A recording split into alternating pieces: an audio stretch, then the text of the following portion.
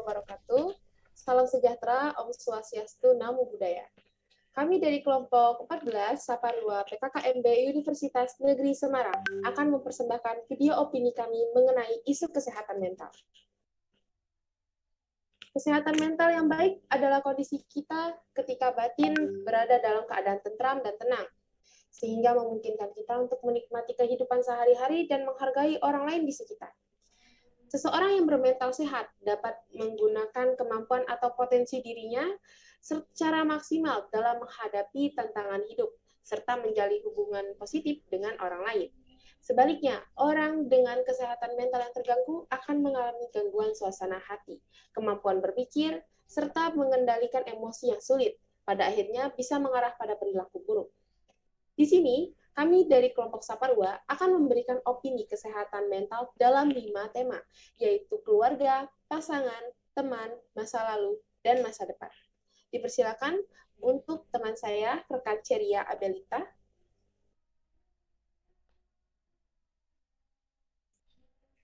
Terima kasih Fani untuk pembukaannya.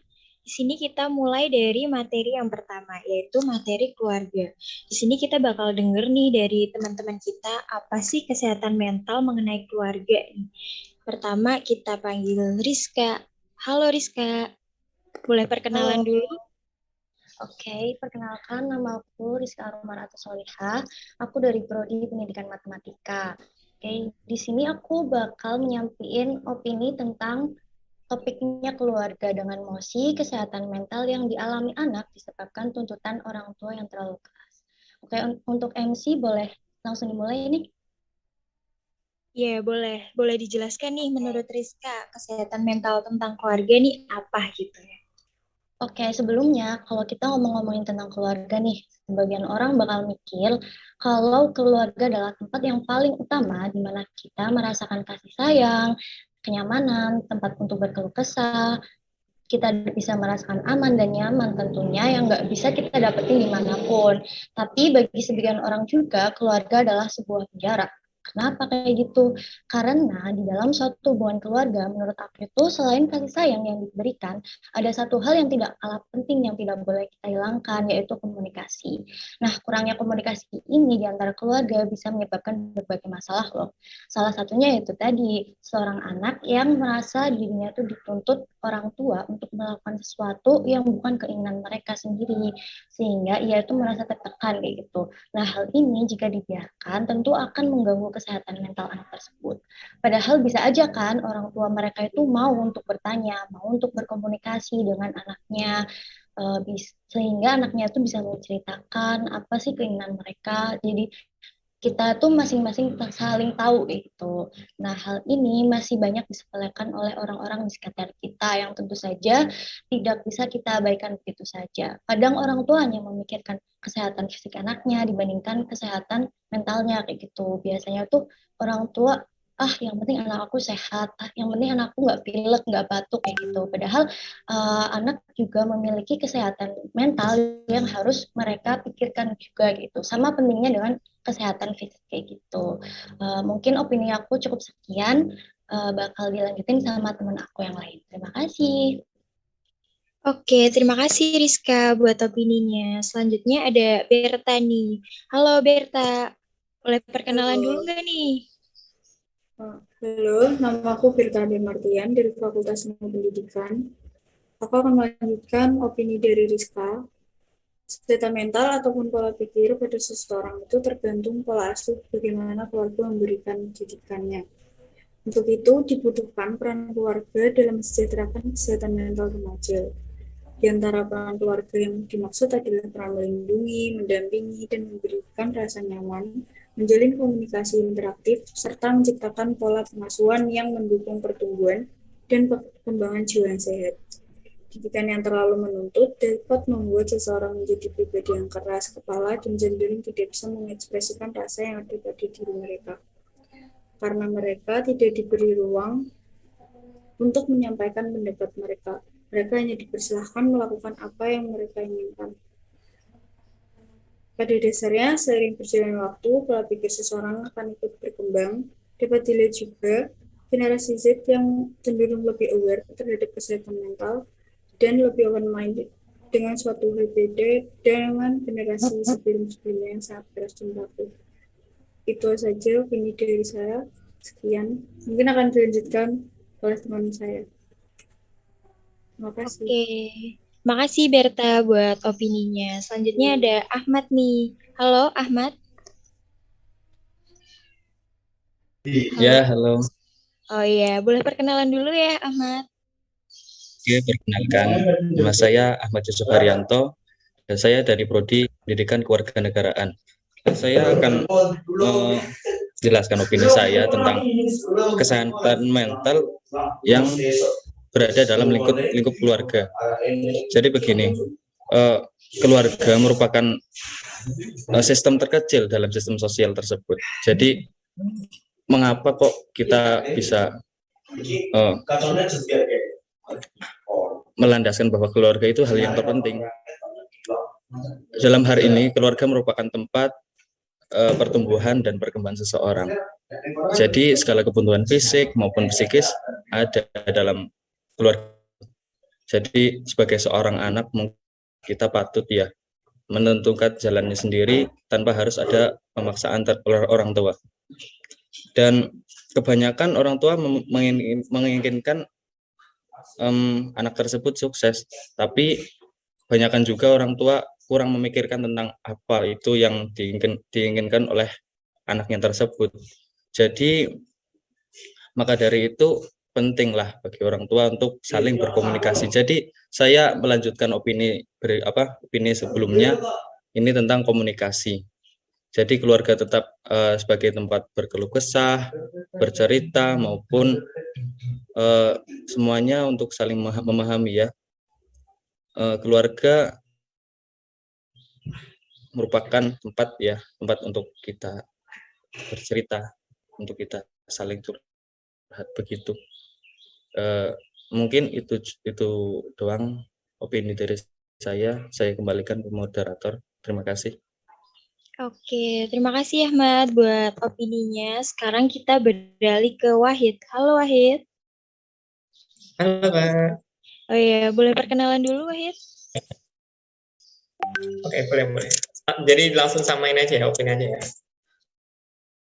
Oke, sebelumnya saya ingin mengucapkan terima kasih buat moderator dan terima kasih buat Kak Rizka, Kak Berta, dan Mas Ahmad atas opininya. Nama saya Wajib dengan Matematika, singkat saja. Jadi saya pengen memberikan kesimpulan. Karena pada intinya gini, keluarga itu adalah tempat awal kita mengenal namanya dunia, namanya komunikasi, namanya juga perasaan.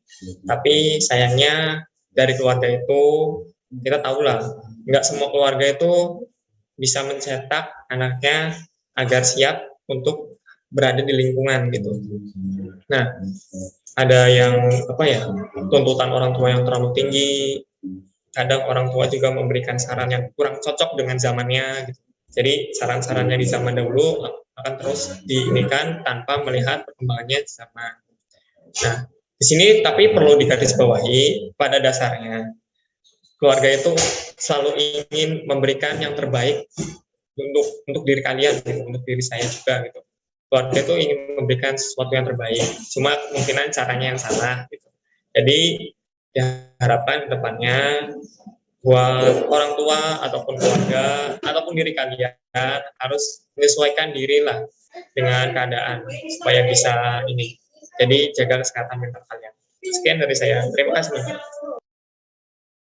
Ya, terima kasih Wahid buat opininya. Nah, itu tadi beberapa opini tentang keluarga dari teman-teman kita.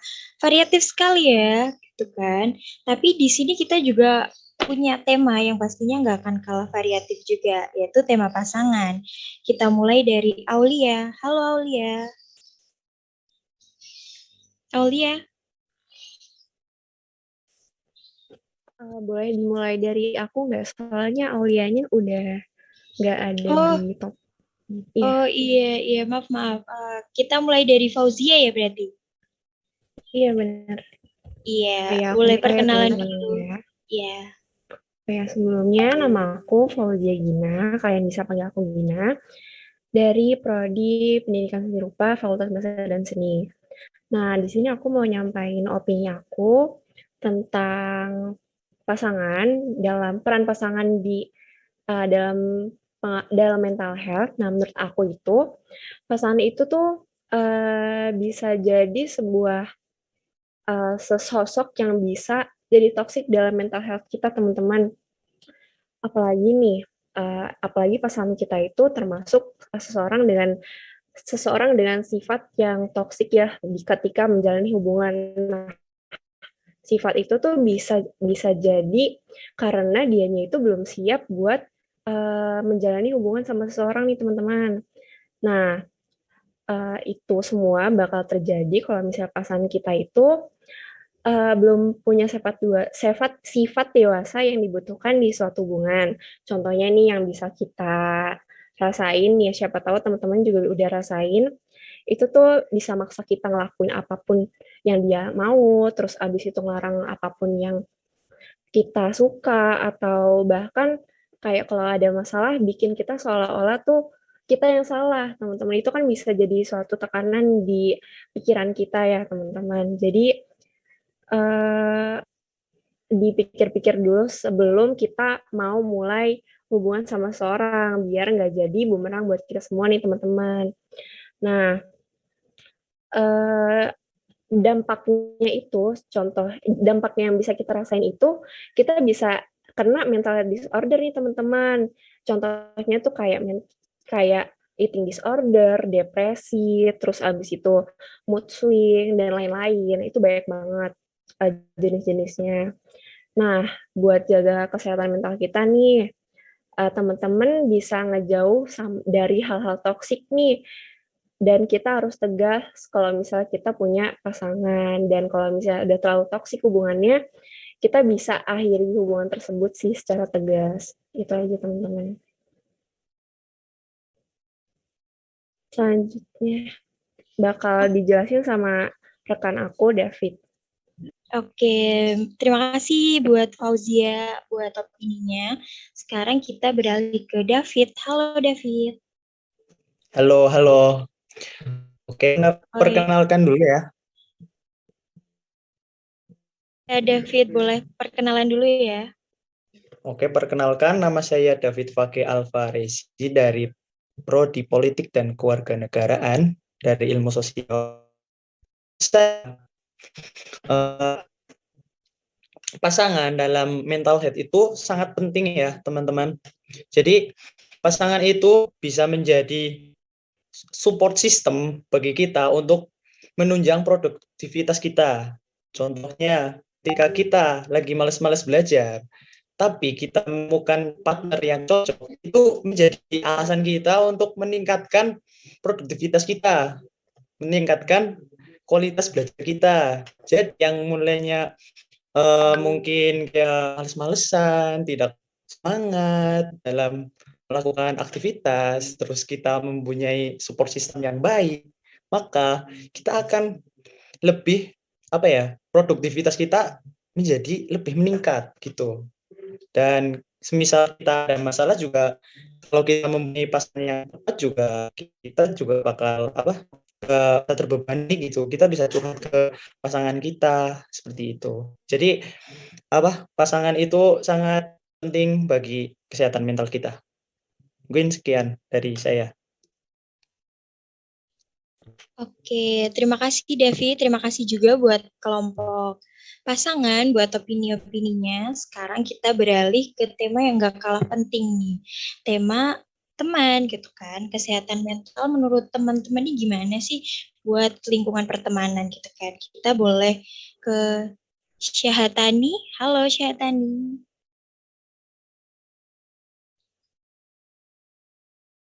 Ya, halo semuanya. Jadi, ya, boleh perkenalan dulu ya, Syahatani. Oh ya. Ya, saya Syaharani dari Fakultas Ilmu Pendidikan. Di sini saya akan menjelaskan tentang teman ya. Jadi teman itu apa sih? Teman itu adalah seseorang yang bisa melihat sisi terlemah kita. Ia bisa menerima kita apa adanya tanpa perlu melihat atribut kita, entah itu profesi atau apa yang kita miliki. Nah, baru-baru ini tuh banyak gitu yang melakukan bullying terhadap teman kan. Eh, jadi ada sebuah studi menyatakan bahwa anak yang mendapat bullying dari teman sebayanya memiliki lebih banyak masalah di masa depan. Hal itu diduga karena dampak bullying teman sebaya kepada anak bisa menghasilkan efek psikologis yang jauh lebih buruk. Itu artinya dampak bullying pada anak dapat berujung pada masalah kesehatan mental serius yang dapat terus berlangsung hingga ia dewasa. Jadi kita tuh harus berhati-hati ya dalam memilih teman, dalam bersikap juga supaya tidak terjadi hal-hal yang tidak diinginkan. Dampak kasus bullying itu bagi korbannya adalah gangguan mental, mulai dari sensitif, rasa marah yang meluap-luap, depresi, rendah diri, cemas, kualitas tidur.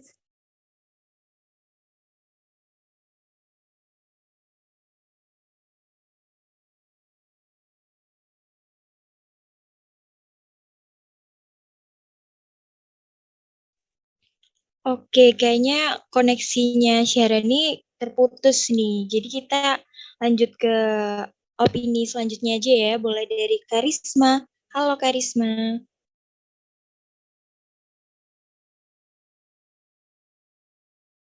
Karisma ada nggak ya?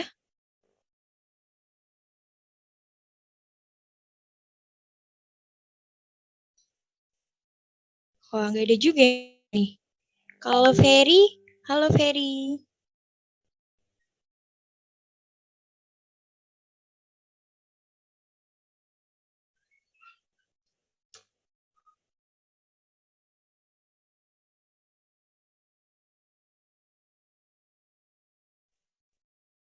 Ferry juga nggak ada ya? Halo Ferry. Boleh perkenalan dulu ya? Ada. Oke. Perkenalkan, nama saya Ferry Mawan Yasir. Saya dari Prodi Teknik Sipil. Jadi menurut saya anak dan remaja itu membutuhkan kesehatan mental yang baik untuk berkembang dengan cara yang sehat, agar bisa membangun hubungan sosial yang kuat, beradaptasi dengan perubahan dan menghadapi tantangan hidup. Maka dari itu, mempunyai sahabat atau teman sejati adalah sebuah keharusan atau disarankan untuk mempunyai sahabat atau teman sejati dalam hidup kita. Tidak hanya sebagai tempat berbagi cerita saat suka dan duka, tapi teman atau sahabat juga bisa berdampak baik terhadap kesehatan mental kita. Bahkan ada beberapa peneliti baru-baru ini menemukan bahwa pertemanan atau persahabatan yang kental saat remaja dapat membantu menjaga kesehatan mental yang baik saat dewasa kelak. Studi yang dimuat dalam jurnal Child Development remaja yang memiliki persahabatan akrab cenderung ada beberapa ciri orang yang mempunyai kesehatan mental yang dia dan lebih positif tentang diri mereka sendiri dan dapat menikmati hidup. Terus bisa bangkit kembali dari kekesalan dan kekecewaan. Terus yang terakhir ada memiliki hubungan yang lebih sehat dengan keluarga dan teman. Kayaknya dari saya cukup sekian, bisa dilanjutkan oleh teman saya yang lain. Makasih. Oke, makasih Ferry buat opininya. Sekarang kita beralih ke Jeta. Halo Jeta. Halo teman-teman. Ya, perkenalkan nama aku Cita Ramadhani dari Prodi Ilmu Sejarah. Jadi aku mau jelasin tentang apa sih itu teman. Teman tuh siapa? Gunanya apa? Fungsinya apa?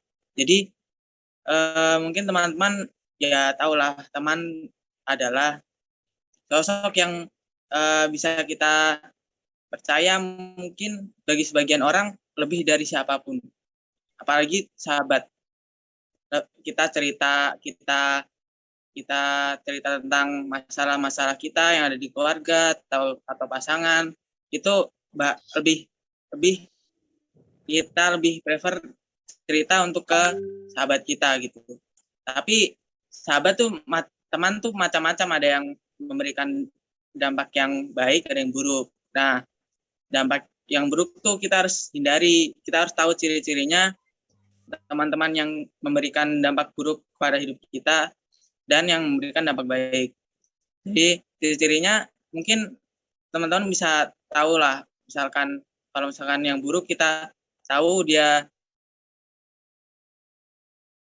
mudah, jadi kita misalkan mau cerita apa gini-gini, terus dia malah memperburuk keadaan. Sebaliknya yang teman yang baik adalah yang memberikan kita.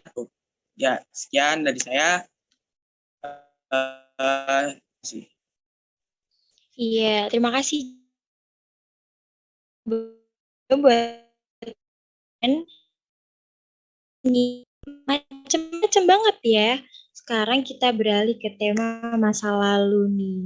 Pasti banyak ya teman-teman yang punya opini nih tentang masa lalu. Kita mulai dari Lydia dulu nih. Halo Lydia. Halo Sherry. Halo. Iya. Halo, boleh perkenalan dulu nih Lydia. Pertama-tama itu ya, mulai dari Shani dulu apa? Soalnya udah dibagi. Oh, mau mulai dari ya, Fani. Fani dulu. Oke, boleh. Ya. Halo Fani. Ya, boleh perkenalan dulu ya Fani. Halo. Halo, aku Shani Nita Sulfani Sanda dari Prodi Geografi, Fakultas Ilmu Sosial. Jadi di sini aku bakal jelasin soal mental health dari masa lalu. Oke. Masa lalu merupakan hal yang tidak pernah lepas dari kehidupan setiap manusia. Semua orang pasti memiliki masa lalu yang indah, sedih, maupun sangat menyakitkan. Masa lalu pun menjadi pemicu utama sifat manusia dalam berinteraksi di lingkungan sosial dan masyarakat. Tatkala sifat dan mental seseorang dibangun dari masa lalu, dimulai sejak masa anak-anak. Dengan masa lalu yang baik maupun yang buruk, itu dapat membentuk mental seseorang hingga ke depannya. Nah, terutama saat manusia pada masa belia. Maka dari itu penting untuk mendidik anak dengan baik sejak kecil, agar tak terjadi mental isu seperti inner child yang akan dijelaskan oleh rekan saya berikutnya. Terima kasih.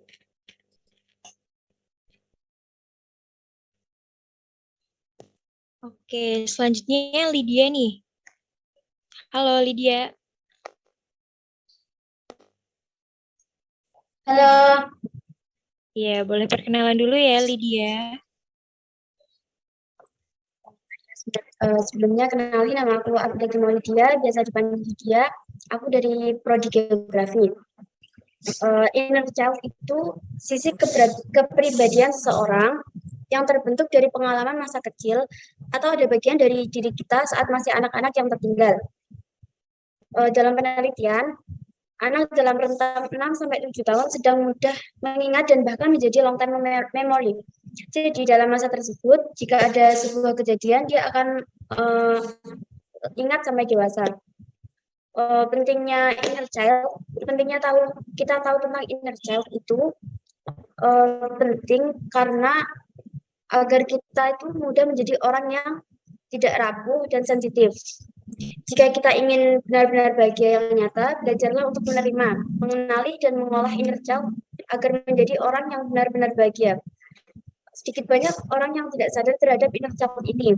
Dia tidak menyadari ada luka batin yang tersembunyi di masa kecil yang terbawa sampai dewasa, dan menjadi trauma yang bisa menyebabkan pelaku meletakkan situasi serupa terhadap orang lain. Sekian dari saya. Oke, terima kasih buat Lydia, buat opininya. Sekarang kita lanjut ke Nisrina nih. Halo Nisrina. Halo. Iya, boleh perkenalan dulu ya Nisrina. Oke. Halo, perkenalkan namaku Nisrina Amalia Rizky dari Prodi Pendidikan Bahasa Inggris, Fakultas Bahasa dan Seni. Oke, jadi di sini aku mau melanjutkan dari inner child tadi yang disampaikan Lydia ya. Oke, faktor yang mempengaruhi inner child. Yang pertama, pola asuh keluarga. Jadi, bagaimana orang tua kita menjadi role model kita gaya pengasuhan seperti apa yang diajarkan oleh orang tua kita. Yang kedua, orang-orang yang muncul di kehidupan kita terbentuk atas perilaku dan interaksi kita dengan orang-orang tersebut. Contoh inner child. Contoh positif ya. Contoh positifnya, seorang pernah dipuji pada masa kecilnya, yang itu memicu kita untuk berprestasi sampai dewasa. Untuk yang negatifnya, seseorang yang di masa kecilnya sering dipukuli, yang membuat ketika dia dewasa melakukan hal yang sama seperti yang dialami kepada orang lain. Dan ini untuk peringatan aja. Jadi tidak semua inner child itu 100% sama, masing-masing mempunyai feedback yang berbeda-beda. Dengan contoh negatif di atas, bisa saja bentuk perilakunya tidak sama dengan apa yang dialaminya. Contohnya, seseorang yang dulu dipukuli, di masa depan berubah menjadi seseorang yang tidak ingin dekat dengan orang lain karena takut tersakiti kembali. Nah, untuk cara mengatasinya, yang pertama, bisa mindfulness. Yang kedua, sadari kalau setiap orang punya inner child. Untuk yang ketiga, coba mengobrol dengan diri sendiri, dengan kenangan masa kecil. Hadirkan emosi masa kecil kita, dan berdamailah. Oke, sekian itu dulu opini dari aku. Terima kasih.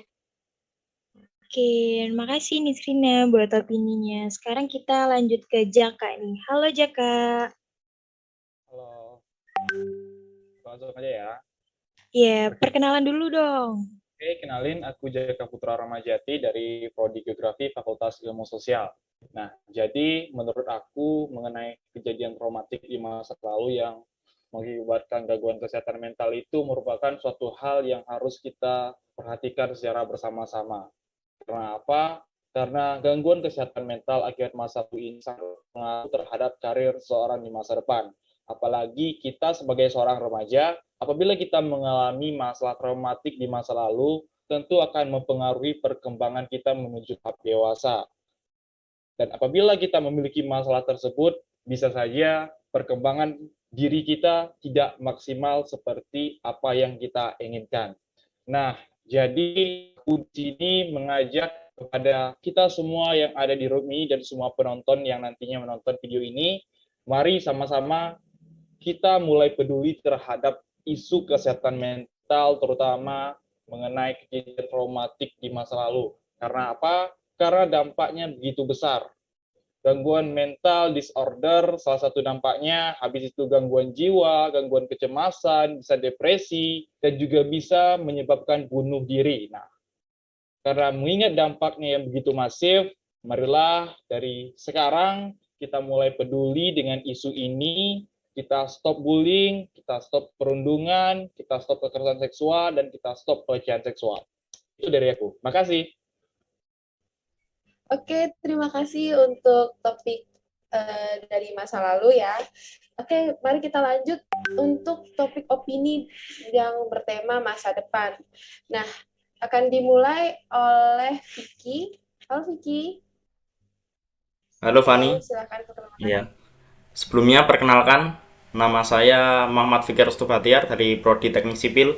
Saya di sini akan membahas tentang kesehatan mental, tentang masa depan ya. Membahas tentang masa depan, kita semua pasti takut apa yang akan terjadi pada masa depan kan. Apakah sesuai dengan ekspektasi kita atau enggak. Dan juga kalau kita ini habis lulus kuliah, itu kan pusing gitu. Misal mau kerja di mana, bingung, ini bisa kerja ke sini atau enggak, bisa sesuai dengan ekspektasi kita sebelumnya atau enggak, bisa ingin kerja di sini, ingin kerja di situ, ya kan? Jadi dengan itu sebaiknya untuk menjaga kesehatan mental kita ya, itu kita itu selalu bermimpi setinggi-tingginya gitu. Misal kayak kita nggak jadi di pekerjaan yang di A, setidaknya kita itu masih ada di pekerjaan yang di bawah levelnya sedikit gitu. Dan saran saya, misal udah lulus kuliah itu jangan terlalu memilih-milih tentang pekerjaan, misal harus di inilah, harus di itulah. Kita mulai dari yang emang kita bisa dulu. Jadi kayak gimana ya, jangan terlalu mematok tinggi lah. mematok tinggi kalau kita memiliki value lebih untuk bisa masuk ke perusahaan tersebut. Jadi di sini saya itu hanya menjelaskan tentang keresahan pada diri kita tentang masa depan, terutama saat lulus kuliah dan ingin lanjut bekerja gitu. Begitu Fani, sekian opini dari saya. Mungkin akan dilanjut oleh teman saya. Terima kasih. Oke, terima kasih Vicky. Oke, dilanjut sama Ali Viko. Halo Ali. Oke, halo. Halo, perkenalkan nama saya. Ada kan suaranya kan? Ada. Halo, perkenalkan nama saya Viko Dikusuma, panggilan suamiku. Saya dari program studi farmasi. Di sini saya mau melanjutkan pembahasan tadi. Tapi saya mau mengkerucutkan. Saya mau bicara tentang kiat-kiat untuk tadi kan dibicarakan tentang kalau misalkan lulus kuliah tuh jangan milih-milih. Nah itu kan turunannya itu nanti bakal ke tuntutan sosial. Jadi cara untuk tidak mengikuti menjaga kesehatan mental itu dengan tidak mengikuti tuntutan sosial. Nah, cara-caranya yang pertama tuh sebenarnya beranilah untuk mengatakan yang ingin dan tidak ingin kamu lakukan. Jadi contohnya misalkan lulus kuliah harus kerja di perusahaan A yang prestis gitu, karena yang lain juga perusahaan bekerja di sana.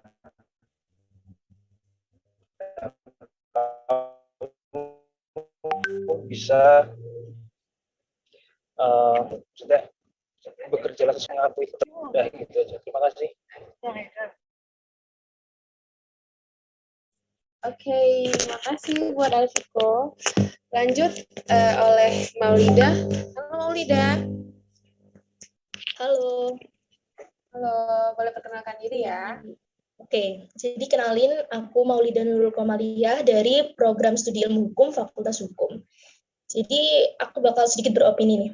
Nah, sebagai seorang remaja, kita itu memiliki peranan ganda, sebagai pelajar sekaligus sebagai anak.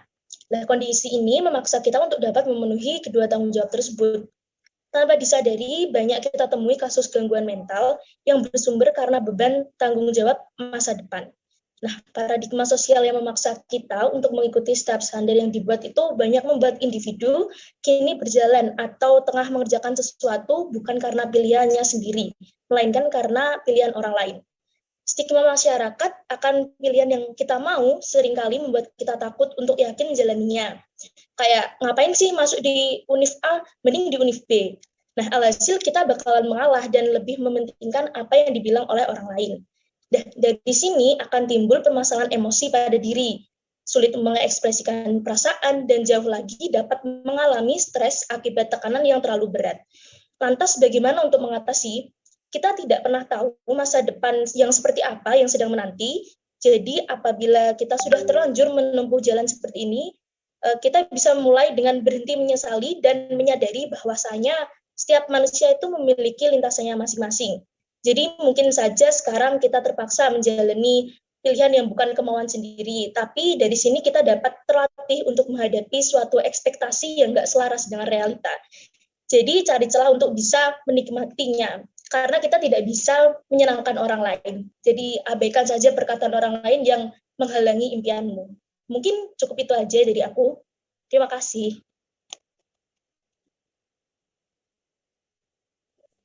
Oke, terima kasih buat Maulida. Oke, dilanjut terakhir oleh Ceria.